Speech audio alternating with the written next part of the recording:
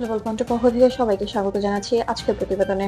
Global point উপস্থাপন করছে আজকের হালনাগাদ খবর। সম্প্রতি পারস্য উপসাগরের কাছে যুক্তরাষ্ট্রের একটি বিমানবাহী রণতরীর দিকে ধেয়ে আসছিল একটি ইরানি ড্রোন।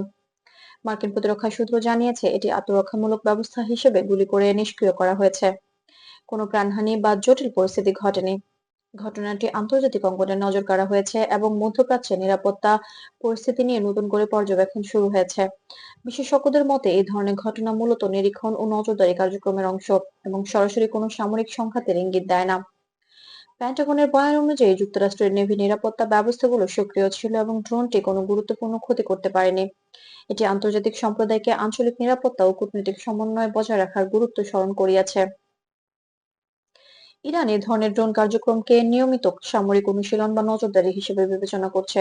আন্তর্জাতিক সংবাদ সূত্র যেমন রয়টার্স, এপি এবং বিবিসি নিশ্চিত করেছে যে এ ধরনের ঘটনা সাধারণত পর্যবেক্ষণ ও সতর্কতার অংশ এবং এটি কোনো সরাসরি আক্রমণ নয়। মধ্যপ্রাচ্যের নিকটবর্তী দেশগুলো এই ঘটনার পর সতর্ক অবস্থান নিয়েছে। তাদের লক্ষ্য হলো অপ্রয়োজনীয় জটিল পরিস্থিতি এড়ানো এবং আন্তর্জাতিক কূটনৈতিক যোগাযোগ বজায় রাখা।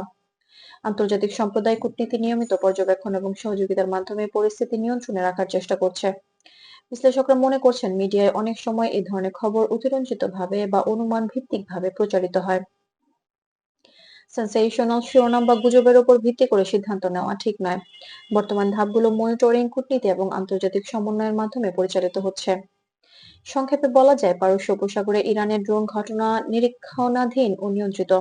আন্তর্জাতিক সম্প্রদায় এবং যুক্তরাষ্ট্র পরিস্থিতি নিয়ন্ত্রণে রাখতে মনিটরিং, আলোচনা এবং নীতি প্রয়োগের মাধ্যমে কাজ করছে।